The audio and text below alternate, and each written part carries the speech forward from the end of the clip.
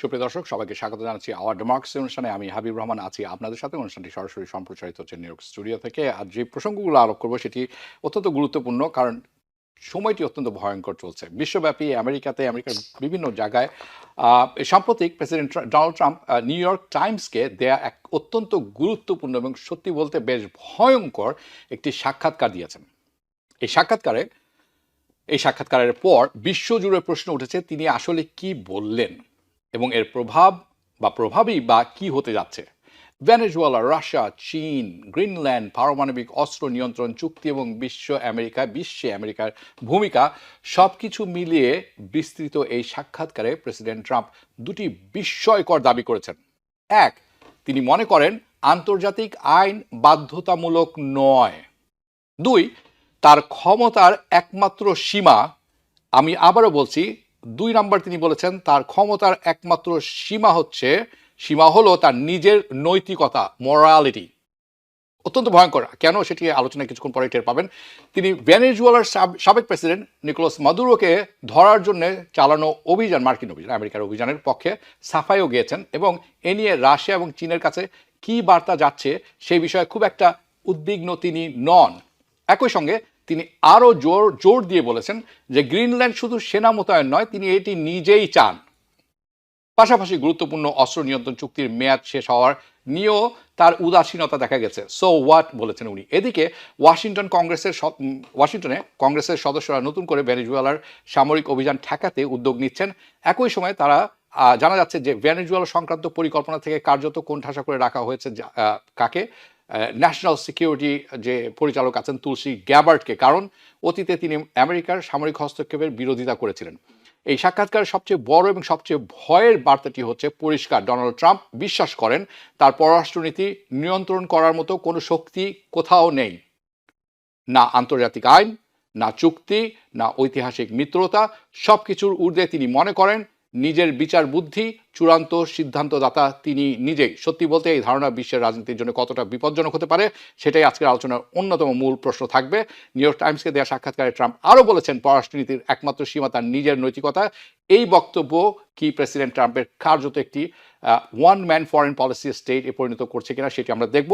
এই আলোচনায় আমার সাথে আছেন সাংবাদিক, লেখক, গবেষক হাসান ফেরদৌস, স্বাগত জানাচ্ছি আপনাকে। আমাদের সাথে আছেন করিম চৌধুরী, আসলের সেক্রেটারি, স্বাগত জানাচ্ছি আপনাকে। হাসান ফেরদৌস, আপনার কাছে যাচ্ছি প্রথমে।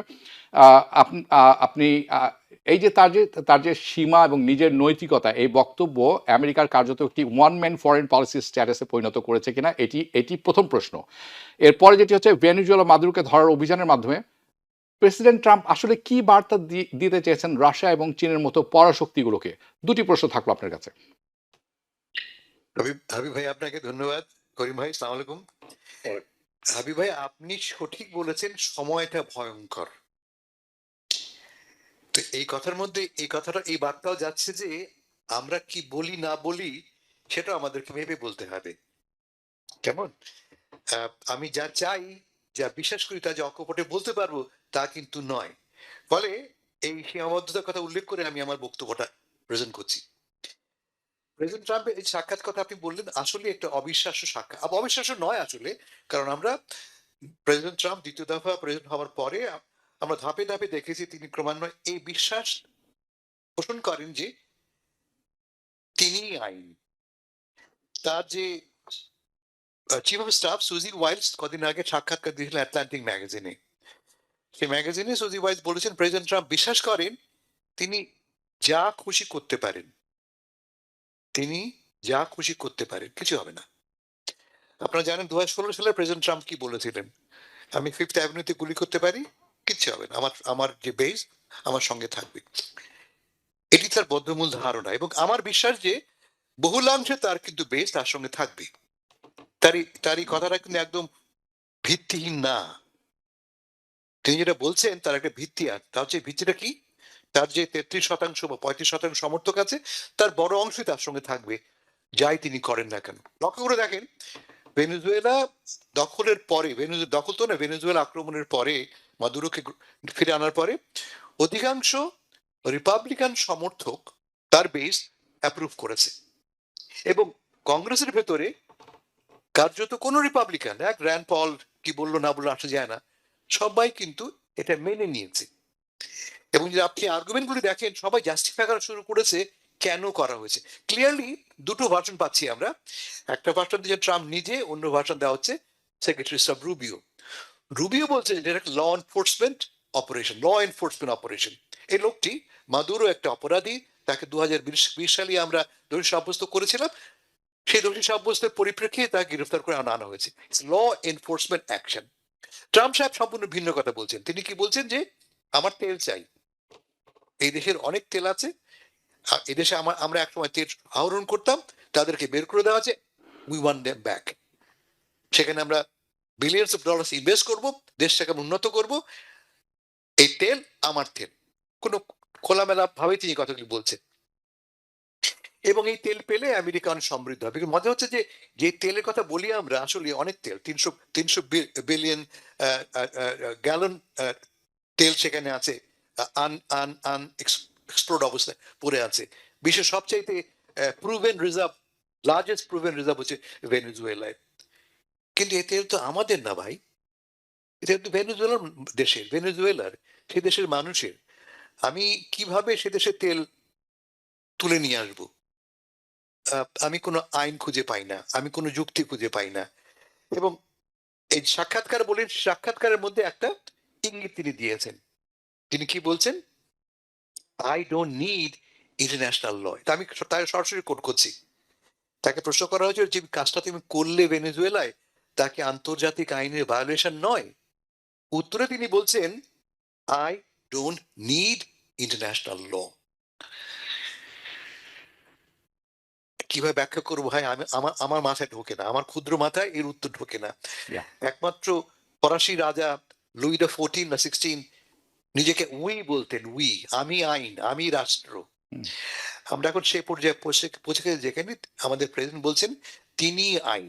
এবং আপনি ঠিক বলেছেন, তাকে যখন বলা হলো যে কোনো সীমাবদ্ধতা আছে কিনা, তার অ্যাকশনের কোনো রকমের লিমিটেশন আছে কিনা, তিনি বলছেন না, একমাত্র লিমিটেশন আমার মাইন্ড। আমি যা মনে করি, যদি ভালো না মনে করি, তাহলে বুঝবি এটা আমার limitation. My own morality. Morality মানে কি? ভালো মন্দ, কোনটা ভালো কোনটা মন্দ আমি কি বুঝি, সেটাই একমাত্র আমার প্রতিবন্ধক। এটা ভয়ের কথা কেন? কারণ হচ্ছে যে আমরা আমরা মানে মার্কিন যুক্তরাষ্ট্র কিন্তু এই নতুন বিশ্ব ব্যবস্থা নির্মাণ করেছে সেকেন্ড ওয়ার্ল্ড ওয়ারের পরে। আপনারা জানেন সেকেন্ড ওয়ার্ল্ড ওয়ারে হিটলার নামে এক লোক সারা বিশ্বকে তার নিজের ইমেজে, তার নিজের নিয়ন্ত্রণে আনবার চেষ্টা করেছিল। একজন লোক সম্পূর্ণ একা তার সেনাবাহিনী নিয়ে সারা বিশ্বকে পদানত করার চেষ্টা করেছিল, আফ্রিকা থেকে ইউরোপ থেকে এসে সর্বত্র। তার পরাজয়ের পরে মার্কিন যুক্তরাষ্ট্রের নেতৃত্বে মার্কিন যুক্তরাষ্ট্র, সোভিয়েত ইউনিয়ন এবং যুক্তরাজ্য, এই তিন দেশ মিলে মূলত একটি নতুন বিশ্ব ব্যবস্থা গড়ে তোলে, যাকে বলি আমরা ল বেসড গ্লোবাল অর্ডার, আইন ভিত্তিক, আন্তর্জাতিক আইন ভিত্তিক বিশ্ব ব্যবস্থা, যার কেন্দ্রে জাতিসংঘ ইত্যাদি ইত্যাদি। Law and rule based. কেমন? হ্যাঁ, রুল বেসড, ল নয়, রুল বেসড। এবং এই রুলের সেন্টার হচ্ছে জাতিসংঘ, জাতিসংঘ এবং তার অঙ্গ সংগঠনগুলি। আপনারা দেখেছেন গত পরশু প্রেসিডেন্ট ট্রাম্প নির্দেশ দিয়েছেন 66 ইউএন রিলেটেড এজেন্সি থেকে নাম প্রত্যাহার করে নেওয়ার জন্য। জাতিসংঘ মার্কিন যুক্তরাষ্ট্রকে তুলে নেওয়া হয়েছে। They are no longer member of 66 different international bodies, Right. All related with related to the United Nation. যেমন মনে করা যায় ক্লাইমেট চেঞ্জ। এই মুহূর্তে সবচেয়ে বড় সমস্যা কি আমাদের? আমরা বলি এটা আমাদের একবারে অস্তিত্বের সংগ্রাম, লড়াই, ক্লাইমেট চেঞ্জ। সেখান থেকে নাম প্রত্যাহার করে নিয়েছি আমরা। ইউনিসেফ থেকে, ইউনেস্কো থেকে, পপুলেশন ফান্ড থেকে, কি ইউএন বডিগুলি থেকে নাম তুলে নেওয়া হয়েছে। এই বডিগুলি কি করতো? সারা বিশ্বের দেশের মানুষের মধ্যে সম্পর্ক নির্মাণের জন্য আইন দরকার, সে আইন সমন্বিতভাবে তৈরি করতো। এরা তো আর এনফোর্স করেন, এরা আইন তৈরি করে, কমন স্ট্যান্ডার্ড তৈরি করে। সেই কমন স্ট্যান্ডার্ড থেকে আমি আমার নাম প্রত্যাহার করে নিলাম। এবং আমাদের প্রেসিডেন্ট বলছেন যে আমার এটা প্রয়োজন নাই। কারণটা কি? এবং যুক্তি আছে তার, যে এই সমস্ত আইন বা নীতিকথাগুলি আমার যে কোর বিলিফ তার সঙ্গে কন্ট্রাডিক্টরি, এগুলি আমার সঙ্গে যায় না। কেন যায় না? যেমন ধরা যাক মানবাধিকার, জাতিসংঘ বিভিন্ন সংগঠনগুলি বলে সবাই সমান, নারী পুরুষ, এলজিবিটি কিউ, গে ইত্যাদি ইত্যাদি, এটা আমার আমার ভ্যালুর সঙ্গে ম্যাচ করে না। এটা অ্যাবর্শন রাইটস আমার ভ্যালুর সঙ্গে যায় না, ফলে আমি নাম প্রত্যাহার করে নিচ্ছি আমি। কিন্তু মনে হচ্ছে যে এই ভ্যালুস গুলি কিন্তু আমি, এই মার্কিন যুক্তরাষ্ট্রই বিশ্বকে দিয়েছে। এটা হচ্ছে আমাদের কন্ট্রিবিউশন টু দ্য ওয়ার্ল্ড। এই যে আজকের যে সভ্যতা, আধুনিক সভ্যতা, 20 শতকীয় 21 শতক সভ্যতা, তার যে কেন্দ্রটা, তা কিন্তু আমাদের কন্ট্রিবিউশন নির্মাণ করা, এবং আমরা স্বেচ্ছায় সেখান থেকে প্রত্যাহার করে নিয়েছি। এখন ইন্টারেস্টিংলি আপনি বললেন ভেনেজুয়েলার কথা, বললেন আপনি গ্রিনল্যান্ডের কথা। আজকে প্রেসিডেন্ট সাহেব রিপিট করেছেন যে আমি গ্রিনল্যান্ড নেবই, ভালো মানে সোজা পথে দিলে ভালো, না দিলে কিন্তু বাঁকা পথে যাবো আমি, যেভাবেই হোক, easy way or the hard way. তো বলে বসেছেন তিনি, এবং তিনি করবেন বোধ করি। তিনি যা বলেন তা তিনি করেন, দেখেছি আমরা। কিন্তু ইউরোপিয়ানরা চুপ করে বসে আছে কেন? কেউ কোনো কথা বলছে না কেন? কারো কোনো প্রতিক্রিয়া নেই কেন? তাকে প্রশ্ন করা হয়েছিল যে তুমি যে গ্রিনল্যান্ড নেবে, গ্রিনল্যান্ড তো, ডেনমার্ক তো নেটোর মেম্বার, তো গ্রিনল্যান্ডে যদি কোনো কারণে আমরা আক্রমণ করি, তা কি নেটোর সঙ্গে সাংঘর্ষিক না? উনি বলে তোমায়, তুমি কি এইটাকে অ্যালাউ করবে, এই সংঘর্ষটাকে? গ্রিনল্যান্ড নেবে নাকি নেটো নেবে? উনি জবাব দিচ্ছেন যে it's a matter of choice. তাই তো, কোনটা করব আমি, নেটো রাখবো নাকি গ্রিনল্যান্ড রাখবো? which is unbelievable even Wait, wait, 2 wait. years ago. তারপরে তিনি বলছেন যে, এরপরেই তার বক্তব্য হচ্ছে যে কিন্তু নেটো তো ইউজলেস, নেটো তো কমপ্লিটলি ইউজলেস। আমি ছাড়া, আমি মানে মার্কিন যুক্তরাষ্ট্র ছাড়া এই নেটোর তো কোনো অস্তিত্বই নেই। হুম। এই কথা বলার সত্ত্বেও আমরা দেখতে পাচ্ছি যে পশ্চিম ইউরোপীয় দেশগুলি কিন্তু একটি কথাও তারা মুখে বলছে না। গতকাল দেখেছি আমরা, পরশু দেখেছি 6টি দেশ একটি খুব টেপিড একটা স্টেটমেন্ট দিয়েছে, তারা ডিফেন্ড করবে গ্রিনল্যান্ডের বা ডেনমার্কের রাইট টু সভরেন্টি বলেছে। Yeah. কিন্তু কিভাবে করবে তার কোনো প্রেসক্রিপশন কিন্তু পাইনি আমরা, এবং করতেও পারবে না তারা। কারণ আমরা কিন্তু অ্যালাউ করেছি, এই নিরন্তর ভায়োলেশন অফ ইন্টারন্যাশনাল লকে অ্যালাউ করেছি আমরা। Yeah. আমরা মানে বিশ্ব ব্যবস্থা অ্যালাউ করেছি আমরা, করে করে আজকে আমরা এই অবস্থা, যেখানে একজন প্রেসিডেন্ট আমাকে স্পষ্ট করে বলছেন যে একমাত্র আমি আমার মন দ্বারা, আমি আমার মোরালিটি দ্বারা limited, otherwise the sky is the limit. Sky's the limit. আমি I want to be honest and impartial একটা ব্যাপারে। কারণ এই যে ভদ্রলোক প্রেসিডেন্ট ট্রাম্প, এখন যেটা যেটা উনি বলছেন, একটা মজার ব্যাপার হচ্ছে উনি যেটা বিশ্বাস করেন উনি এটা অকপটে কিন্তু বলে দিচ্ছেন, আমি ওকে ওখান থেকে ধরে নিয়ে আসবো। গণতন্ত্রের কোনো দোহাই টোহাই উনি দেন না। আমার তেল লাগবে, ওদের কাছে তেল আছে। মানে আমি মানে সেই ঔপনিবেশিক সময়ের যে দস্যু ছিল না, দস্যু আটলান্টিক সাগরে, সেরকম একটি ব্যাপার, তাদের চেয়েও ভয়ঙ্কর প্রেসিডেন্ট ট্রাম্প। কিন্তু এই বিশ্ব ব্যবস্থা ধ্বংসের কথা আপনি একটু আগে বললেন, এটার জন্য আমেরিকা এবং নেটো বা আমেরিকা বা পশ্চিমা বিশ্ব দায়ী। তারা যখন মনে করেছেন তারা ইরাকে যাবেন, তারা গেছেন। পার্থক্য একটাই, তখন একটা অজুহাত তারা দাঁড়া করাতেন যে এই ভদ্রলোকের কাছে বিশ্ব মারণাস্ত্র আছে।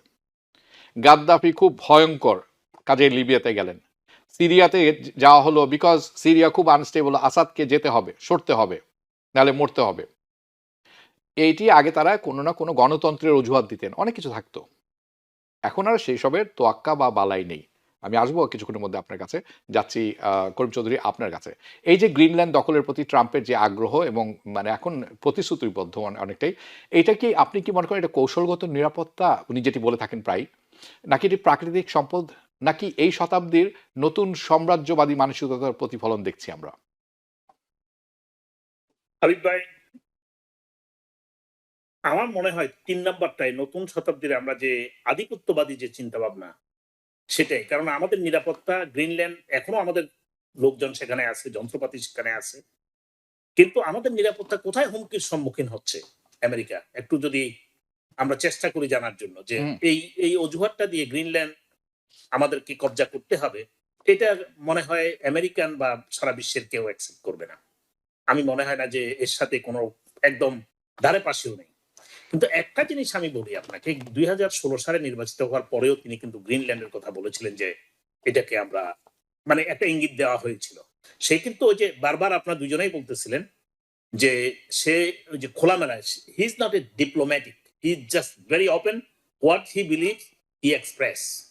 তো সেটা সে বলে যায়।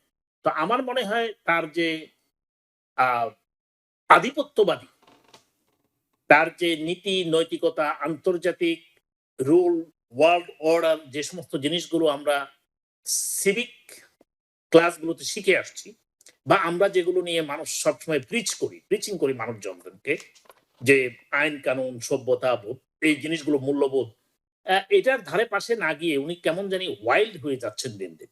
হুম। আমাদের কথা বলার কিছুটা সীমাবদ্ধ রাখতে হবে, কারণ আমরাও যদিও যথেষ্ট স্বাধীন আছি এখানে, কিন্তু হাসান ভাই আসতেছেন একটু বুঝে শুনে বলতে হবে আমাদেরকে। ইটস গুড টু হিয়ার যে যথেষ্ট স্বাধীন আছি, ভালো লাগে শুনতে। এখনো স্বাধীন আছি, কিন্তু কতটুকু থাকতে পারবো এই তো এখন এই আসল কথা, তারপরে বলুন। আচ্ছা, তো আমি যেটা বুঝতে পারতেছি, এটার বাইরে আমি একটা জিনিস দেখতে চাচ্ছি। সেটা হলো, উনি জানেন যে উনি 2028 সাল পর্যন্ত আমেরিকার প্রেসিডেন্ট। যদি একটা আভ্যন্তরীণ অথবা বহির্বিশ্বে একটা গোলযোগ সৃষ্টি করা যায়, তাহলে হয়তো উনি কিন্তু 2000 আগের বারের টার্মে তিনি বলেছিলেন যে সংবিধান তিনি স্থগিত করবেন, সংবিধানের কোনো দরকার নেই, let us do the work, forget about the constitution, leave it aside. Yeah. তো এখন that's exactly what Hitler did in 1930s. So আইন কানুন আর দরকার কি, কনস্টিটিউশনের দরকার কি, আর আমাদের এখানে ইলেকশনের দরকার কি 2028 সালে?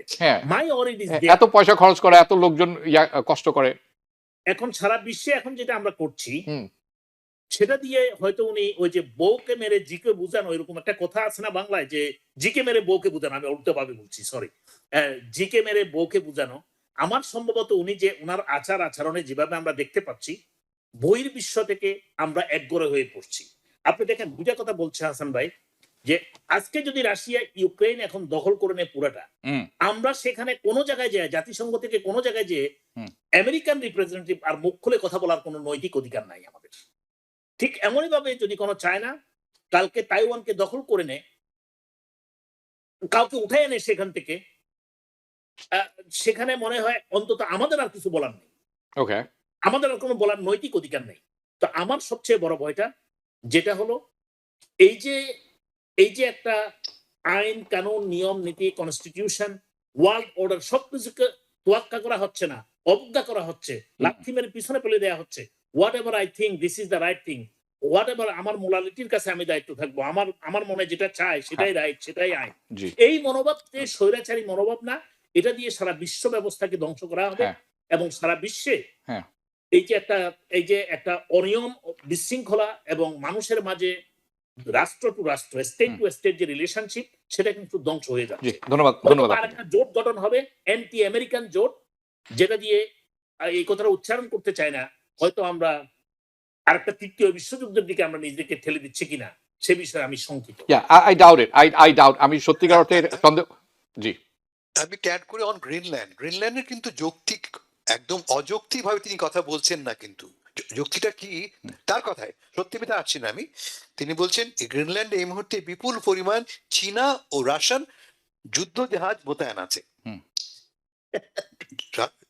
গ্রিনল্যান্ড একটা বিস্তীর্ণ ঠান্ডা বরফে আচ্ছন্ন একটা এলাকা, যার মাত্র 60,000 মানুষ সেখানে বাস করে। তারা বলছেন যে অলরেডি আর্কটিক এলাকায় রাশিয়ানরা এবং চীনারা ড্রিল করছে, সেখানে নিয়ন্ত্রণ নিয়ে নিয়েছে। আমার প্রয়োজন, আমার নিরাপত্তার কারণে প্রয়োজন। 1, 2 নম্বর, এই প্রথম কিন্তু গ্রিনল্যান্ড কেনার চেষ্টা আমেরিকা করলো তা না, কিন্তু 1940 ইনফ্যাক্ট 1905 সালে প্রথমে টেডি রুজভেল্ট, 1948 সালে ট্রুম্যান সাহেব কিন্তু $1 মিলিয়ন দিয়ে কেনার কথা বলেছিলেন। $1 মিলিয়ন দিয়ে সোনা দিয়ে তিনি কিনবেন বলে প্রস্তাব করেছিলেন। কিন্তু এটা নেগোসিয়েশনস, এখন নেগোসিয়েশনস না, আমি চাই, আমার প্রয়োজন, আমি চাই। রাইট, ধন্যবাদ। আমার প্রয়োজন না, আমার এটা লাগবে। কেন প্রয়োজনের কথা উনি বলছেন না, এটা আই ওয়ান্ট গ্রিনল্যান্ড, তারপরে উনি বলছেন না এটা স্ট্র্যাটেজিক্যালি ভেরি ইম্পর্টেন্ট। ওকে, সো আমরা যখন এই অবস্থায় আছি, এই যে হাসান ফেরদৌস, ট্রাম্পের দুটি প্রসঙ্গ তুলে ধরবো আপনার কাছে। একটি হচ্ছে এই যে আপনারা দুজনই বললেন ট্রাম্পের যে এই আক্রমণাত্মক অবস্থান, এটি কি অন্যান্য স্বৈরা শাসক, dictator, autocrats such as Vladimir Putin, এদেরকে কি আরো বিশেষ সাহসী করে তুলবে না? কালকে তো সে বলতে পারে, ভাই তুমি যে এখানে হস্তক্ষেপ করছো ইউক্রেনে, কারণ তোমার দাবিটি ছিল একটি সার্বভৌম দেশ, কিন্তু আমি সবসময় বলে আসছি ও আমার অংশ। সো এই ইস্যুতে, বিশেষ করে ইউক্রেন পূর্ব ইস্যুতে, তারা কি এখন, তো তাদের একটা ভ্যালিড ক্লেম হয়ে দাঁড়ালো, তারা কালকে যে বলবে ভাই দরকার নাই, তুমি সরো এখান থেকে, এখানে you have nothing to do with this. এটা কি তাদের আরো বেশি এমবোল্ডেন করছে না এরকম নেতাদেরকে? নাম্বার ওয়ান, এটি হচ্ছে আন্তর্জাতিক প্রসঙ্গে। একটি আমি এখন একটু অভ্যন্তরীণ বিষয়ে আসবো, কারণ এটি আরো গুরুত্বপূর্ণ, কারণ কংগ্রেসের দুটি বিল পাশ হয়েছে এবং সেখানে আমরা দেখেছি 14 জন রিপাবলিকান ডেমোক্রেটদের সঙ্গে জোট দিয়ে ভোট দিয়েছেন, এবং ভোট দিয়ে এটি কিন্তু প্রেসিডেন্ট ট্রাম্প পছন্দ করেনি। তো এখন অনেকে বলছেন যেটি ইঙ্গিত দিচ্ছে যে ট্রাম্প ছোট ছোট করে হলেও, অল্প বিস্তর হলেও তার নিয়ন্ত্রণ হারানোর একটা ইঙ্গিত আমরা দেখতে পাচ্ছি। এটি কি শুধু যে রিপাবলিকান আছে তাদের এটি প্রতীকী প্রতিবাদ, না আসলে এটি একটি জিনিস হতে যাচ্ছে? কারণ একটি খুব ইম্পর্টেন্ট ব্যাপার যেটা এটার সাথে জড়িত, সেটা হচ্ছে ট্রাম্প নিজেই বলেছেন যে মিড টার্ম নির্বাচনে হারলে তাকে কিন্তু ইমপিচ করা হবে। এই বক্তব্য মানে এটির প্রতিক্রিয়া এখন, মানে উনি কি আসলে হুমকির মুখে পড়ে গেছেন বা পড়ছেন? তো দুটি প্রসঙ্গ থাকলো আপনার কাছে। প্রথম কথা যে আমি ট্রাম্পের ডিফেন্সে বলি, ট্রাম্প বলছেন যে তাকে প্রশ্ন করা হয়েছে যে ঠিকই তো, তুমি যেটা করলে এর ফলে কি রাশিয়াকে এবং চীনকে উৎসাহিত করা হয়? বলছে না, অবস্থাটা কম্পারেবল না। রাশিয়ায় তো আর লক্ষ লক্ষ লোক ভেনেজুয়েলা থেকে ঢুকছে না, বা সেখানে ton ton opium, ton ton মাদক প্রবেশ করছে না। ফলে আমাদের সঙ্গে রাশিয়ার অবস্থা বা চীনের অবস্থা কম্পারেবল না। কিন্তু সমস্যার অন্যত্র। সমস্যা হচ্ছে এই যে আমাদের সম্পর্ক, আন্তর্জাতিক সম্পর্ক এতদিন পর্যন্ত ডিটারমিন্ড হতো আন্তর্জাতিক আইন দ্বারা। প্রতিটি অ্যাকশনকে আমরা এক্সপ্লেন করতাম বা প্রশ্ন করতাম আন্তর্জাতিক আইন দিয়ে। আইনটা কি খুব সিম্পল আইন, যে কোনো দেশ ছোট হোক আর বড় হোক অন্য দেশের সভরেন্টি ভায়োলেট করতে পারবে না, unless it is for self defence. কেমন? ভেনেজুয়েলা যে ঘটনা ঘটলো, প্রথমে বলা হয়েছিল যে আমরা আক্রান্ত মাদক দ্রব্য দিয়ে, কিন্তু এখন বলা হচ্ছে মাদক ফাদক ইম্পর্টেন্ট না, তেল। ফলে মূল আঘাতটা হচ্ছে, এই ঘটনাটার ফলে মূল আঘাতটা হচ্ছে আন্তর্জাতিক আইনের, এবং এবং এখন এক শাসকরা সবসময় কিন্তু এই আন্তর্জাতিক আইনের এই ফাঁক ফুকরটাকে ব্যবহার করে। যেমন ধরা যাক ICC, international criminal code, ICC ইতিমধ্যে কিন্তু পুতিন সাহেবকে ইনডাইট করেছে, অভিযুক্ত করেছে যুদ্ধ অপরাধী বলে। যদি কোনো আন্তর্জাতিক আইন না থাকে তাহলে আমাকে অপরাধী করার কি আছে? আমি অপরাধী কি করবো? কোনো আন্তর্জাতিক আইন কি মানি না? আমি মানি না কেন? আমেরিকা যে আইনটা বানিয়েছে বা বানাতে সাহায্য করেছে সেই আইন মানে না, আমার তো মানার কোনো কারণ নেই। আমি অন্য এক জায়গায় বলছিলাম যে আপনি তো চীনের কথা বলছেন, আপনি রাশিয়ার কথা বলছেন, আমি পুরো ভারতের কথা বলবো। আগামীকাল ভারত যদি মনে করে যে ইউনূস সাহেব আমার জন্য শত্রু, ইউনূস সাহেব থ্রেট টু ইন্ডিয়া, আমি যে ইউনূস সাহেব ধরে নিয়ে আসলাম ভারতে, ফেরত ধরে নিয়ে আসলাম, who will stop it? Right, who can stop it? ফলে এই বড় ভয়টা হচ্ছে যে এই ঘটনাগুলি, ট্রাম্প সাহেব তো অনেক বড় শক্তিশালী লোক, ক্ষুদ্র ক্ষুদ্র একনায়কদেরকেও এমবোল্ডেন করবে, যে আমি আমার চেয়ে দুর্বল যে প্রতিবেশী তার ঘাটটা মুটকে দেব। এতদিন পর্যন্ত আমার আশ্রয় ছিল আন্তর্জাতিক আইন, জাতিসংঘ বিষয় অন্যান্য প্ল্যাটফর্মগুলি। কোনো প্ল্যাটফর্মই তো ভ্যালিড না এখন, আর দে আর অল গন। সেক্ষেত্রে আমি যা খুশি করতে পারি, এটা একটা প্রশ্ন। আপনি অন্য প্রশ্ন করেছেন, অবভিয়াসলি ডোনাল্ড ট্রাম্প সাহেব উদ্বিগ্ন না হলে তিনি কেন বলবেন যাও টেক্সাসের ব্যাপ কেটে ফেটে নতুন করে সিট খোঁজো তুমি রিডিস্ট্রিক্ট, তিনি কেন করবেন? অফকোর্স ইজ ওয়ারিড, কারণ মিড টার্মে আমরা কি জানি, হিস্টোরিক্যালি মিড টার্মে সিটিং প্রেসিডেন্টের দল অন অ্যান অ্যাভারেজ 23 থেকে 26টা সিট হারায়। এবারও যে হারাবে না তার কোনো কারণ নেই। আমরা আরো কি জানি যে ডোনাল্ড ট্রাম্প সাহেবের এই মুহূর্তে approval rating is almost 10% under water, রাফলি 37-38, ধরা যাক ম্যাক্সিমাম 40%, -10 তিনি আছেন। অ্যাটলিস্ট 54টা আসন আছে যেখানে ডোনাল্ড ট্রাম্প সাহেব 10 বা তার চেয়ে বেশি পয়েন্টে জিতেছেন। তার মানে 54টা আসনই কিন্তু এখন আন্ডার থ্রেট। কথা বুঝিয়ে বলতে পারলাম। ডোনাল্ড ট্রাম্প সাহেব জিতেছেন, ক্লিয়ার কথা ক্লিয়ার। কেমন? ফলে এই 54টা আসন রিপাবলিক ডেমোক্রেটের জন্য ধরা ছোঁয়ার মধ্যে এসে গেছে, এটা 1 নম্বর। 2 নম্বর, এক্স্যাক্টলি ডোনাল্ড ট্রাম্প সাহেব আগামী নির্বাচনে ব্যালটে থাকবেন। উনি নিজে বলেছেন কেন হারলো 2 মাস আগে নিউ জার্সিতে, ভার্জিনিয়াতে। উনি বলছেন যে I was not on the ballot, correct, উনি ব্যালটে ছিলেন না। মিড টার্মে মূলত রুলিং পার্টি হারেই কারণে যে 1 নম্বর যিনি আমার দলের যিনি নেতা, তিনি তো ব্যালটে নেই, আমি যাবো কিনা ভোট দিতে? আমি হুম। রিপাবলিকান হয়তো ভোট দিতে যাবে না। অন্যদিকে ডেমোক্রেটরা তো অনেক বেশি এমবোল্ডেন, অনেক বেশি কি বলে কমিটেড, যে এবার সুযোগ এসছে তাকে পরাস্ত করার, ফলে কনফ্লিক্টটা ঘটবেই। ট্রেন্ডটা কি দেখতে পাচ্ছি আমরা? একের পর এক ট্রেন্ড দেখতে পাচ্ছি, ডেমোক্রেটরা জিতছে, বড় সংখ্যায় জিতছে। কারণও আছে, সে কারণ ব্যাখ্যা পরে করবো আমরা, কিন্তু জিতছে। অ্যাজ এ রেজাল্ট কি দেখতে পাচ্ছি আমরা, যে যে সমস্ত রিপাবলিকানরা থ্রেটেন্ড, বিপদে আছেন, যে সমস্ত আসনে ডেমোক্রেটের জয়ের সম্ভাবনা আছে, তারা ক্রমান্বয়ে ভাবছেন যে ভাই আমার তো আসল লক্ষ্য তো আমি, আমাকে বাঁচতে হবে। ট্রাম্প সাহেব বাঁচুক বা না বাঁচুক, উনি তো আছেন না 3 বছর, আমাকে তো আরো থাকতে হবে। ফলে এই কারণে দেখতে পাচ্ছি আমরা দলের ভেতরে এক ধরনের তার নিয়ন্ত্রণটা লুজ হয়ে আসে। আমি ছোট্ট এক্সাম্পল দিই, ট্রাম্প সাহেবের সবচেয়ে বড় সমর্থক ছিলেন কি? মার্জারি টেইলর গ্রিন নামে এক মহিলা। সেই মহিলা শুধুমাত্র ট্রাম্পকে অপদস্থই করেনি ভাষা দিয়ে, দল থেকে তিনি বেরিয়ে গেছেন। ট্রাম্প তাকে বলেছে ট্রেইটার, তাকে বিশ্বাসঘাতক বলেছেন। পাল্টা জবাবে টেইলর গ্রিন বলছেন, ট্রেইটারকে আমি না তুমি? তোমার কমিটমেন্ট ছিল কি আমেরিকা ফার্স্ট, এখন তুমি কি করছো? আমেরিকা থেকে মুখ ঘুরে তুমি চলে যাচ্ছ অন্যত্র। ফলে তুমি ইউ আর দ্য ট্রেইটার। এটা আমার কথা না, গ্রিনের কথা। এই কথা গ্রিন বলতে পারে কোন সাহসে? এই কথা জেনে যে ডোনাল্ড ট্রাম্প সাহেব আর আগের মতো অতটা পাওয়ারফুল নন। হ্যাঁ, এবং আরেকটি ব্যাপার আমি বলি, এই যে সম্প্রতি ইনফ্রাস্ট্রাকচারের দুটি বিল এই যে ভেটো দিয়েছেন উনি, প্রেসিডেন্ট ট্রাম্প, এবং সেটি কিন্তু একটি হলো কলোরাডোর, এবং সেখানেও তার ওই যে আমরা বলি যে লরেন বোবার তার নাম, উনিও ওই মার্জারি টেইলর গ্রিনের মতোই কট্টর সমর্থক ট্রাম্পের। উনি কিন্তু সমালোচনা করেছেন এখন ট্রাম্পকে, because mid term is coming and it's not good for her. So পরাজিত হতে পারেন তিনি, এটি হতেই পারে। ওকে, আমি ডোমেস্টিকে থাকছি। আমার ইচ্ছা ছিল ইরান নিয়ে কিছু কথা বলার, হয়তো পরে বলবো। ওকে, পোর্টল্যান্ড, আমরা দেখলাম মিনিয়াপোলিসে আইস গুলি করলো এক মহিলাকে, একদম একেবারে অযথাই, ইট ওয়াজ নো রিজন। এবং ভদ্রমহিলা সোমালি না, ভদ্রমহিলা ব্ল্যাক অ্যান্ড ব্রাউন না আপনার মতো, সাদা হোয়াইট আমেরিকান ওমেন। আমরা পোর্টল্যান্ডে আজ শুনলাম 2জনকে গুলি করেছে আইস। ওকে, এই যে এই গুলিতে যে প্রাণহানির ঘটনা কি দেখাচ্ছে আমাদেরকে, যে অভিবাসন নীতি এখন একটি মানে ন্যাশনাল সিকিউরিটি সংকটের রূপ নিচ্ছে।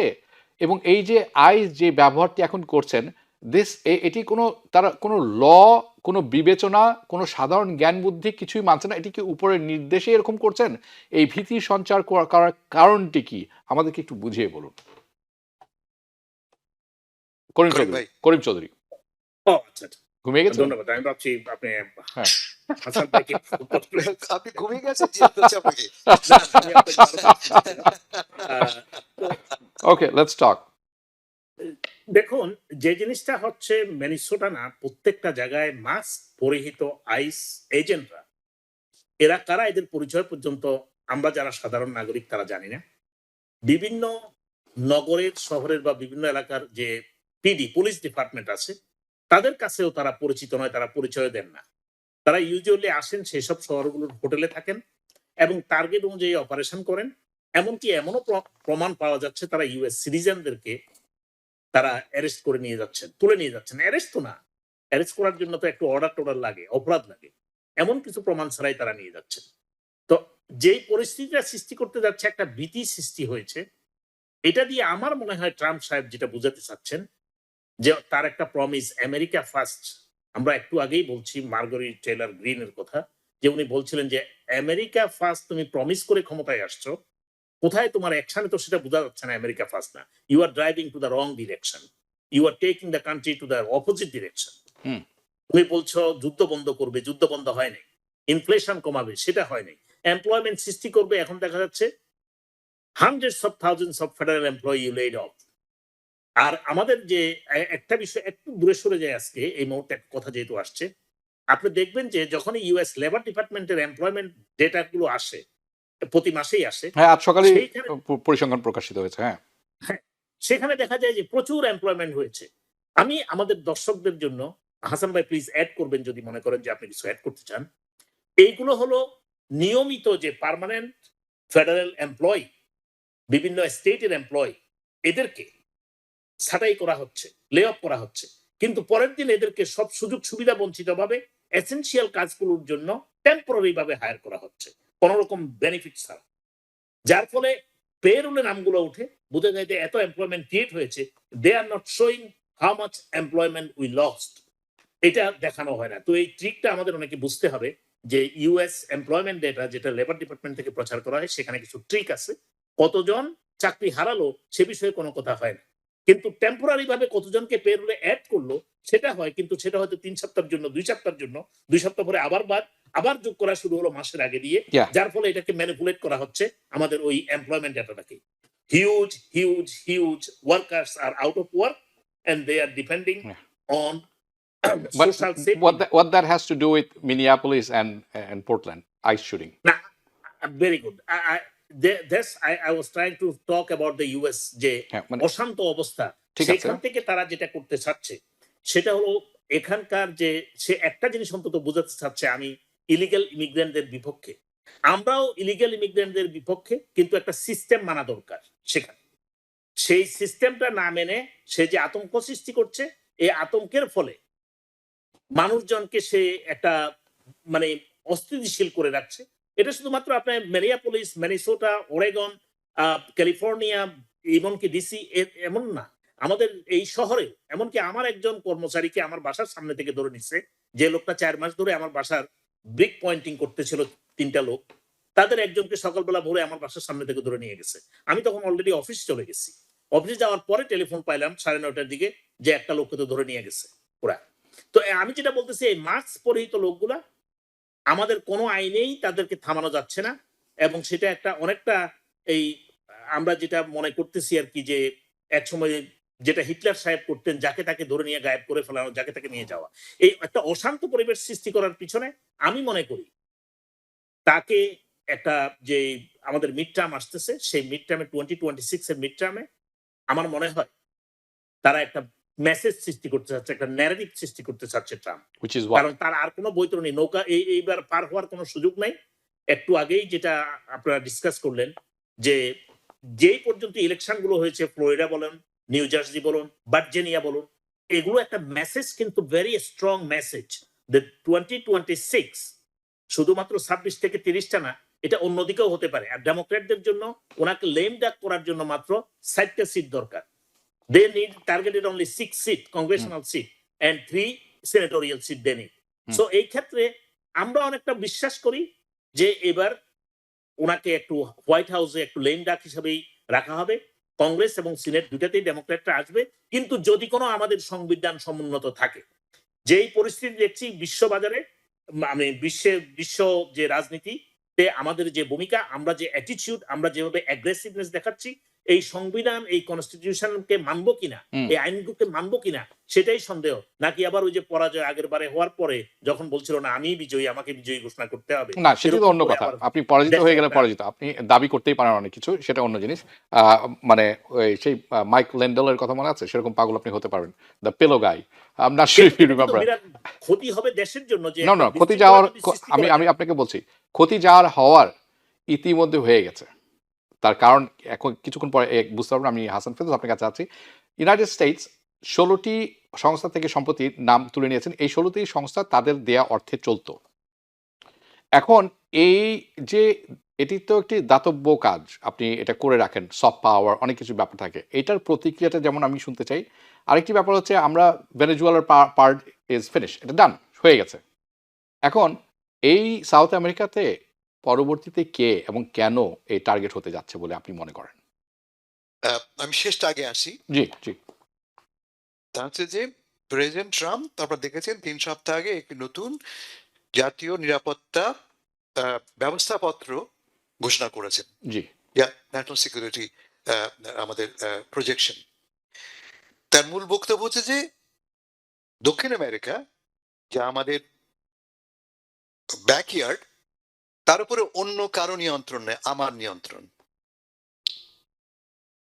আপনারা জানেন সে বিখ্যাত মনরো ডক্ট্রিন 1800 কত 25 না 30 আমার এই মুহূর্তে মনে 23 সালে সেই মনরো ডক্ট্রিন, যার মূল বক্তব্য ছিল যে তোমরা ইউরোপিয়ানরা কিন্তু এদিকে মাথা ঘামিও না। এটা কবেকার কথা? হ্যাঁ। যখন বিশ্বটা বিভক্ত ছিল 4-5টি দেশের মধ্যে, 4-5টি দেশ কলোনিয়াল পাওয়াররা বিশ্বকে ভাগ করে রেখেছিল। Yeah.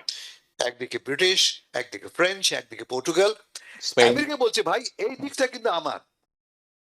1823 সালে আমরা প্রায় 200 বছর পেরিয়ে এসেছি। তারপরে এসে আমরা এখন বলছি যে এখন এই 21 শতকে বলতে আমরা বলছি এটা আমার অঞ্চল, হুম। না করতে পারবে না। এবং তার নাম দেওয়া হচ্ছে কি ডনরো ডক্ট্রিন। Yeah. মনরো ডক্ট্রিন থেকে ডনরো ডক্ট্রিন। হুম। কেমন? তো এর একটা ভ্যালিডিটি আছে। আমেরিকা অনেক বড় দেশ, আপনারা দেখেছেন আমাদের হোয়াইট হাউসের নাম্বার 2 মিলার সাহেব বলেছেন কি, স্টেফেন মিলার, যে বলেছেন যে বড় বড় দেশের কাজ হচ্ছে শক্তির প্রজেকশন। সারা পৃথিবীতে ইতিহাসে কি দেখেছি আমরা, বড় বড় দেশ তাদের শক্তি প্রদর্শনের মাধ্যমে হুম। সভ্যতা সৃষ্টি করে, দে এস্টাবলিশ সিভিলাইজেশনস। হুম। কেমন? আমরাও আমাদের সিভিলাইজেশন এস্টাবলিশ করব আমাদের শক্তি প্রদর্শনের মাধ্যমে। ওপেনলি তিনি বলছেন, ওপেনলি বলছেন যে আমরা নতুন সভ্যতা করব কিভাবে, এই মাসল দেখি। কেমন? তো এটি হচ্ছে যে মাসল দেখানোর একটা প্রক্রিয়া। ফলটা কি দাঁড়াচ্ছে দেখেন আপনি। মাদুরো সাহেব, যিনি এখন আমাদের নিউ ইয়র্কে জেলে আছেন, তিনি কিন্তু হাত পা ধরে বলেছেন ভাই যা চাও তোমাকে দেবো, আমি হুম। যা চাও সব তোমাকে দিয়ে দেবো। রাজি হননি। ট্রাম্প সাহেব রাজি ছিলেন, রাজি হননি কে? Rubio, Yeah. আমাদের ফরেন সেক্রেটারি। Yeah. তার নজরটা আরো বেশি। তিনি চাইছেন শুধুমাত্র ভেনেজুয়েলা না, তিনি চান কলম্বিয়া, একটু দূরে নিকারাগুয়া, কিউবা। আর পাশে আসল লক্ষ্য হচ্ছে টার্গেট কিউবা। কারণ তিনি একজন কিউবা থেকে আসা উদ্বাস্তু, একজন এমিগ্রেন্ট। তার মূল লক্ষ্য কিউবা। এবং ট্রাম্প সাহেব কি বলেছেন, কিউবা এমনিতেই পড়ে যাবে, আমাকে লোক পাঠাতে হবে না। এবং আসলে কিউবার অর্থনীতি খুব দুর্বল, তো কিউবা ডিপেন্ড করতো প্রথমে রাশিয়ার উপরে, তারপরে ভেনেজুয়েলার উপরে। রাইট। তেল পয়সা দুটোই তো গেল। হুম। বলে কিউবা কিন্তু এই সত্যিকার অর্থে বড় রকমের হুমকির মুখে আছে। ফলে বিশ্ব ব্যবস্থা ভেঙে সাজানোর একটা সুযোগ কিন্তু ট্রাম্প সাহেবের সামনে আছে। তিনি কি চান এ কথাটা বলিনি আমরা, একটু বলি আপনাকে আমি। নিউ ইয়র্ক টাইমস এর এক খুব বিখ্যাত ডব্লিউ.এফ. উইল নাম করা একজন ভাষ্যকার, তিনি বলছেন যে বড় নেতা হতে হলে আপনাকে নতুন এলাকা দখল করতে হয়। হুম। লুইজিয়ানা দখল করেছে একজন, একজন দখল করেছে কেউ ক্যালিফোর্নিয়া মেক্সিকোর কাছ থেকে, আপনাকেও একজন দখল করছে Alaska. Hmm. You need to expand the territory. Hmm. আপনাকে লোকে মনে রাখবে কি হবে যে হ্যাঁ এই লোকের সময় আমরা আরো 1 লক্ষ বর্গমাইল এলাকা আমার এলাকার সঙ্গে যুক্ত করেছি। এটা 1 নম্বর। 2 নম্বর, আমি যুদ্ধ জয় করেছি। বড় নেতা মানে যুদ্ধে জয় করা। ডোনাল্ড, এটা আমার কথা না কিন্তু জর্জ এফ উইলের কথা, বলছেন যে you need to win a war Yeah. To become a Which validates you as an empire. You are a great. ফলে হতে পারে এই মাথাটা হয়তো ঢুকেছে আমাদের প্রেসিডেন্ট সাহেবের মনে, এবং তার ধারণা যেটা বললাম স্টেফেন মিলার, যে উই ক্যান রিশেপ, আমরা আমাদের নিজের ভাবনা চিন্তায় বিশাল বোধ দিয়ে বিশ্ব ব্যবস্থাকে ভেঙে সাজাতে পারি। কিন্তু ব্যাপারটা কত সোজা। বিশ্ব তো আগের মতো নেই, এখন তো অন্যান্য পাওয়ার কেন্দ্র গড়ে উঠেছে, চীন, Brazil, Russia, West Europe as a group গড়ে উঠেছে যারা আপনাকে চ্যালেঞ্জ করতে পারে। এখন যেটা দেখছি আমরা এই ক্ষমতার ওভারওয়েলমিং প্রজেকশন, তা কিন্তু সেই দেশগুলিকে বলে দেওয়া তোমরা যদি চেষ্টা করো আমরা কিন্তু ওভারওয়েলমিং পাওয়ার ব্যবহার করবো। ইন্টারেস্টিংলি 1994-এ তখনও কিন্তু আমরা ইরাক আক্রমণ করিনি। তখন ডিক চেনি সাহেব, তিনি পরে বুশ সাহেবের ভাইস প্রেসিডেন্ট হন, তিনি একটি পেপার তৈরি করেছিলেন উলফোভিৎজ ইত্যাদি মিলে। তারা বলছেন যে যেহেতু মার্কিন যুক্তরাষ্ট্রের ইকোনমিক মাসল কমে আসছে, তখন ইকোনমিক অবস্থা ভালো ছিল না, It was pretty bad. হ্যাঁ। Yeah. সেই সময় তিনি বলছেন যে আমরা বিশ্বে আমাদের নিয়ন্ত্রণ অক্ষুণ্ণ রাখতে পারি সামরিক শক্তি ব্যবহার করে। কিভাবে? ওভারওয়েলমিং পাওয়ার। দরকার আমাদের 1টা পা 3টে পা ভেঙে ফেলবো, আমাদের দরকার 1টা গ্রাম 15টা গ্রাম দখল করব। ওভারওয়েলমিং পাওয়ার, তাতে সবাই ভয় পাবে। That was a theory, using overwhelming power অন্যকে ভীত করবার জন্য। একই অ্যাপ্রোচ দেখতে পাচ্ছি আমরা এখন। এবং লক্ষ্য করে আমি যেটা বললাম, ইউরোপিয়ানরা কিন্তু কার্যত চুপ করে আছে। শুধু চুপ করে আছে না, কিভাবে ডোনাল্ড ট্রাম্প সাহেব খুশি করা যায় আপনারা দেখেছেন। বিলেতের প্রাইম মিনিস্টার হুম। আমাদের ওয়াশিংটনে এসে কিভাবে তৈলমর্দন করছেন। জি। আহ, ইংল্যান্ডের রাজা হুম। কি আনন্দের সাথে তাকে গ্রহণ করছেন এবং কি পরিমাণ তাকে সম্মান ডিরেক্টর দিচ্ছেন। না তো লিটারেলি মাখন দিয়ে তাকে হুম। আপ্যায়ন করছেন। হ্যাঁ। তার মানে পৃথিবী ধরেই নিয়েছে যে আমাদের করার কিচ্ছু নাই। কারণ Right. এর কারণ হচ্ছে হতে জান কি, শেষ করছি আমি। সেকেন্ড ওয়ার্ল্ড ওয়ারের পরে ইউরোপিয়ানরা basically took it for granted যে আমেরিকা চিরকালই আমার পাশে থাকবে, Yeah. আমেরিকা চিরকালই আমাকে ডিফেন্ড করবে এবং আমেরিকার সাথে আমার সম্পর্কটা এই লেভেলই থাকবে। হ্যাঁ, আমেরিকা আমার হ্যাঁ। বড় ভাইয়ের মতো। হ্যাঁ। কিন্তু আমেরিকা যে আমার উপর থাবা বাড়াবে হুম। এটা কিন্তু ইউরোপিয়ানরা কখনোই হ্যাঁ, মাথায় রাখে না। ইট ইজ জাস্ট লাইক ওই আপনি মনো ডক্ট্রিনের কথা বলেন না, সেই সময় আমেরিকা করেছিল ইউরোপের শক্তির থেকে বাঁচার জন্য, এদিকে আসলে কিন্তু আমার সাথে সংঘাত হবে, আমি আসতে দিব না তোমাকে। এখন ইউরোপিয়ানরা ধরে নিয়েছে কত বড় ভুল করেছে, বুঝতেই পারছেন, যে আমেরিকার সাথে আমার সম্পর্ক সবসময় থাকবে big brother small brother, we are all together. So do we call him Donald the great of New York? Karim ভাই, Alexander the Great, so Donald the Great. I mean, we have to call him something, right? Okay, আমাদের সময় কম, আমি একটু বাংলাদেশ প্রসঙ্গে যেতে চাই। এখানে অনেক প্রশ্ন ছিল আমি যেটি হয়তো করতে পারতাম, কিন্তু সময় কুলাবে না, আরো 4 ঘন্টা লাগবে সেটা করতে হলে, কারণ অনেকগুলো প্রসঙ্গ আপনি তুলে এনেছেন। European power, they were fighting among themselves from 11th century to 16th centuries. এই যুদ্ধ ওই মানে ইতিহাসের কারণে এটা খুবই গুরুত্বপূর্ণ একটা সিগনিফিকেন্ট ব্যাপার ছিল। এনিওয়ে, করিম চৌধুরী, আপনার কাছে যাচ্ছি প্রথমে। বাংলাদেশ ভারত এই ক্রিকেট সিরিজকে নিয়ে উত্তেজনা তৈরি হয়েছে এবং এটি এখন খেলাধুলার সীমানা পার করে দু দেশের কূটনৈতিক সম্পর্ক এমনিতেই খুব একটা ভালো যাচ্ছিল না, ধীরে ধীরে খারাপের দিকে যাচ্ছিল, এখন এটা আরো ফাটলের দিকে যাচ্ছে। What do you think what's happening? এতদিন ধরে আমরা সবাই জানতাম যে খেলাধুলা ভারত বাংলাদেশ, বাংলাদেশ পাকিস্তান, ভারত পাকিস্তানের সাথে খুবই সম্পর্ক, বিশেষ করে ভারত পাকিস্তান সম্পর্ক আপনারা জানেন যে দীর্ঘদিন ধরেই একদম মুখামুখি সংঘর্ষের মুখোমুখি। এর ফাঁকে কয়েকবার যুদ্ধবিগ্রহ হয়ে গেছে। সবসময় তো চোরাগুপ্তা হামলা ওই সীমান্তে হচ্ছে, কাশ্মীর সীমান্তে, কিন্তু তারপরেও খেলাটা কখনো থেমেছিল না। দুই দেশের মাঝে খেলার ক্ষেত্রে দুই দেশের খেলোয়াড় এক্সচেঞ্জ থেকে শুরু করে সবসময় ছিল। এটার মধ্য দিয়ে অন্তত দুইটা দেশের ভিতরে একটা সম্পর্ক ছিল, দুইটা দেশের মানুষের মাঝে সাংস্কৃতিক একটা বন্ধন ছিল।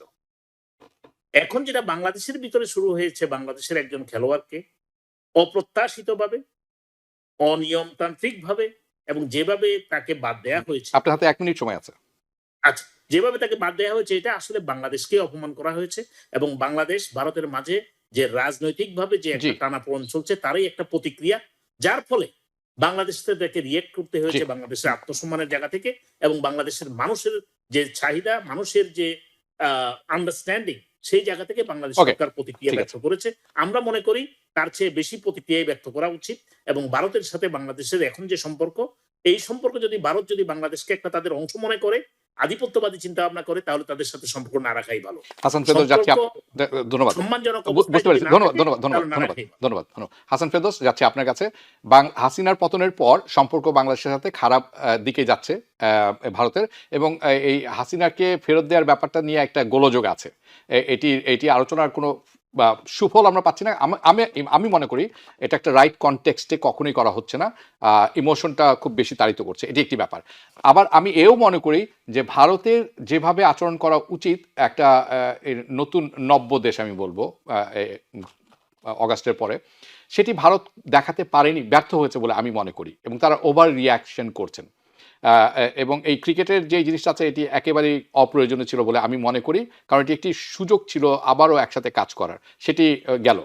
এখন এই যে ইঙ্গিত মিলছিল যে ভারত বাংলাদেশ সম্পর্ক কিছুটা হলো উন্নতির দিকে যাচ্ছে, কারণ জয়শঙ্কর এই খালেদা জিয়া মৃত্যুর পরে এসেছিলেন, এবং ঠিক তখনই ভারত কেন এমন একটি পদক্ষেপ নিল যেটি পরিস্থিতিকে অশান্ত করে। আমি বাংলাদেশের কথাটা বাদ দিলাম একটু, কেন এরকম হলো শুনবো আপনার কাছে। আপনার হাতে কিন্তু 2 মিনিটের বেশি সময় নেই। আমার প্রাক্তন বস শাশী থারুর এক লম্বা লেখা লিখেছেন এবং এটাকে পুরোটাই বলেছেন যে বিসিআই বা ভারতের ক্রিকেট বোর্ডের মূর্খতা তিনি বলেছেন, ইডিওটিক একটা অ্যাকশন তিনি বলেছেন। খেলাকে খেলা রাখতে দাও, খেলাটাকে খেলার মধ্যে রাখো, তিনি স্পষ্ট করে বলেছেন। কিন্তু অনেস্টলি বলি, আমাদের যে রিয়াকশন, এটা আসলে ওভার রিয়াকশন। ভারত মাথা রাখতে হবে যে রিয়ালিটি হচ্ছে এই যে আইসিসি বা আন্তর্জাতিক ক্রিকেটকে নিয়ন্ত্রণ করে কিন্তু Bharat, like it or not, জি, ভারত নিয়ন্ত্রণ করে। এটা সবাই জানেন, এটা সর্বজনের স্বীকৃতি। ওয়েট, কিন্তু আমরা কি বলেছি? ভারত বলেছে যে আমরা মুস্তাফিজুর রহমানের নিরাপত্তা দিতে পারবো না, হুম। ফলে তাকে ফেরত দিতে হবে। তার জবাবে আমরা কি বলছি? আমরা ভারতেই যাব না। আইসিসি কি বলছে এখন? তোমাকে ভারত এসে খেলতে হবে। তার জবাবে বলছি আমরা খেলবোই না। ক্ষতিটা কার হবে ভাই? আপনি কার সাথে খেলবেন? আইসিসি বাদ গেলে আপনি কার সাথে খেলবেন? No, this is just ICC one. মানে বিশ্ব ক্রিকেট। No. তারা কি, আপনি একটু ভুল করছেন। এটা কিন্তু একটা মাত্র টুর্নামেন্টের কথা বলা হচ্ছে, T20, নট আইসিসি কে সবসময়। কিন্তু ভারতের সেই ক্ষমতাটুকু আছে, আইসিসি কন্ট্রোল করে। সে কি কত করে? বলেছে? হুম। তুমি চাও পাকিস্তান হতে? সেবার কি বলেছে? বাংলাদেশকে পাকিস্তান হতে চাও? হতে পারে পাকিস্তান তুমি। তামিম ইকবাল খুব স্পষ্ট করে বলেছে যে আমাদের ক্রিকেটের ভবিষ্যৎটা ভাবতে হবে এখন থেকে 10, 15, 20 বছর পরে বাঁচা রাখতে হবে। রাজনীতি মুখ্য নেই তামিম ইকবাল। ওকে, তামিম ইকবাল হয়ে গেল সঙ্গে সঙ্গে তামিম ইকবাল বললো কি ভারতীয় এজেন্ট না। Okay. আমাকে মাথায় রাখতে হবে যে আমার ক্রিকেটের স্বার্থ কি। ওকে, থ্যাংক ইউ। আপনি মধ্য কথাটা বলে দিয়েছেন। ওকে, ছোট্ট একটি প্রশ্ন আপনাকে আমি করে দিতে চাই এবং আপনার হাতে 40 সেকেন্ডের মতো থাকবে। জাহাঙ্গীরনগর বিশ্ববিদ্যালয় ছাত্র শিবিরের জয় হয়েছে, এটা কি শুধু ক্যাম্পাস রাজনীতির ঘটনা, নাকি বাংলাদেশের জাতীয় রাজনীতির ভবিষ্যৎ দিক নির্দেশনা করছে তা? কারণ আমরা বলছি তরুণ, শিক্ষিত এবং তথাকথিত প্রগতিশীল ছাত্র যারা আছেন নতুন জন্মের, তারা এই একটু ইসলামিক পন্থীর শক্তির দিকে ঝুঁকছেন। এটি কি কোনো আদর্শগত পরিবর্তন আমরা দেখতে পাচ্ছি, নাকি এটি মূল ধারার রাজনীতির একটি নতুন ফর্মুলা? এর দুটো দিক আছে হাবিব ভাই। প্রথমত ছাত্ররা ছাত্রলীগকে দেখেছে, ছাত্র দলকে দেখেছে, দুটোই পচা দল। I agree 100%। এবং তারা প্রত্যাখ্যান, রিজেকশন অফ ছাত্রলীগ এন্ড ছাত্র দল, এটা একটা দিক। অন্যদিকে আপনি বলছেন এরা কি সারা দেশ জুড়ে প্রভাব পড়বে? না, পড়বে না। ভেরি সিম্পল, এই ইউনিভার্সিটিগুলি শহর কেন্দ্রিক। শহরে শিক্ষিত ভদ্র ছেলে মেয়েদের প্রতিক্রিয়া। সারা দেশ জুড়ে রাজনীতির যে উন্মাদনা দেখছি আমরা নির্বাচন ঘিরে, তার সঙ্গে এটার প্রভাবটা খুব মিনিমাল হবে। কারণ এই দলগুলি যারা গত 15, 20, 50 বছর ধরে খাটাখাটি করছে, পরিশ্রম করছে নির্বাচন করবার জন্য, নির্বাচনের মুখে তারা এখন। এবং আমার মনে হয় না যে ছাত্রদের এই ভোটের দ্বারা আগামী নির্বাচনের ফলাফল সম্পূর্ণ নির্ধারিত হবে। ওকে, হাসান ফেরদৌস, করিম চৌধুরী, বিদায় নিচ্ছে আপনাদের দুজনের কাছে। দেখা হবে পরবর্তী অনুষ্ঠানে। ভালো থাকবেন আপনারা। দর্শক, আপনারা যারা এতক্ষণ অনুষ্ঠানটি দেখছিলেন, আশা করি অনুষ্ঠানটি ভালো লেগেছে। মন্তব্য করে জানাবেন আপনাদের কি মতামত এবং পরবর্তীতে আপনারা কোন বিষয় নিয়ে চান আমরা কথা বলি। দেখা হবে পরবর্তী অনুষ্ঠানে। শুভরাত্রি। TBN 24 টেলিভিশন দেখতে আজই কল করুন 7187776556। লগ ইন করুন www.totalcablebd.com। নিউ ইয়র্ক থেকে সম্প্রচারিত TBN 24 টেলিভিশন বিশ্বজুড়ে বাঙালির কণ্ঠস্বর।